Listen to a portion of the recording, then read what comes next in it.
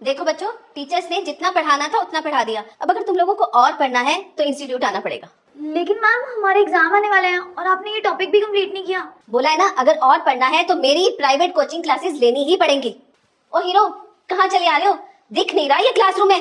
तुम्हारा खेत नहीं है जो तुम बिना परमिशन के अंदर चले आए हो। जाओ बाहर जाओ और जो बात करनी है वहां जाकर करो। अभी कैसी बात कर रहे हैं? मैं कैसे बात कर रही हूँ?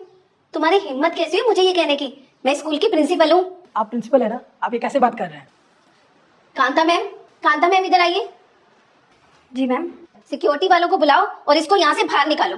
सॉरी मैम, मैं भी चेक करके आती हूँ कि सिक्योरिटी वाले कहाँ हैं और फिर इसको यहाँ से बाहर निकलवाती हूँ।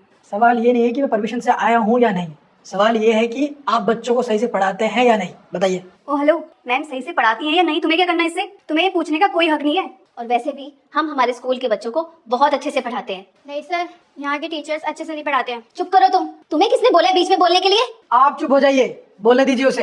हाँ बोलो बेटा।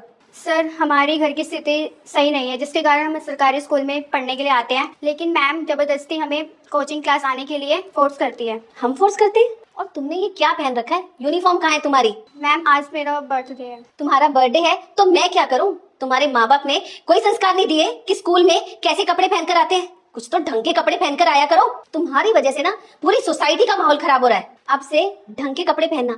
ऐसे कपड़े पहने हुए ना मुझे कहीं दिखने नहीं चाहिए हो तुम। आप बच्चों को ऐसे क्यों डांटे? सच्ची तो कह रही है वो।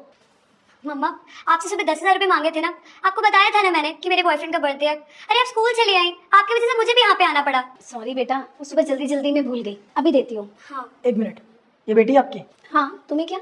इन्होंने कैसे कपड़े पहने आपको दिख नहीं रहे? अभी जब ये ऐसे कपड़े पहन के आए थे तब तो आपने इन्हें लेक्चर दे दिया, आप अपनी बेटी को नहीं बोल सकते? देखो, ये मेरी बेटी है और इस स्कूल की मैं प्रिंसिपल हूँ। इसकी जो मर्जी होगी वो ये पहनेगी। इसको पूरा हक है कुछ भी पहनने का। कांता मैम, तुम सिक्योरिटी को बुलाओ और इसको यहाँ से बाहर निकालो। जी मैम, मैं बुलाती हूँ। सिक्योरिटी। मैडम आपने बुलाया मुझे? नींद में थे क्या तुम? तुम्हें दिखाई नहीं देता स्कूल में कोई भी घुसकर आ जा रहा है? बाहर निकालो इसे। तुम्हें सुनाई नहीं दे रहा? माफ कीजिएगा मैडम, मैं इन्हें नहीं निकाल सकता। क्यों? मेहंदी लगी तेरे हाथों में? मैडम आप इन्हें नहीं जानती, ये आईएएस आनंद मंडल सर हैं। कल हम अपनी जमीन के सिलसिले से इनके दफ्तर गए थे और इन्होंने हमारी बहुत मदद करी।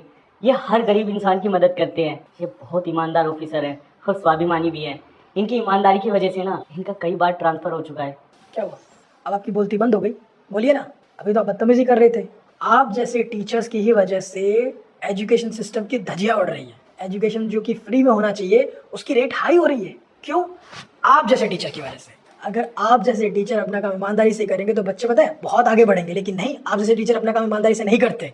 सर, हम हमारे स्कूल के बच्चों को बहुत अच्छे से पढ़ाते हैं। नहीं सर, मैम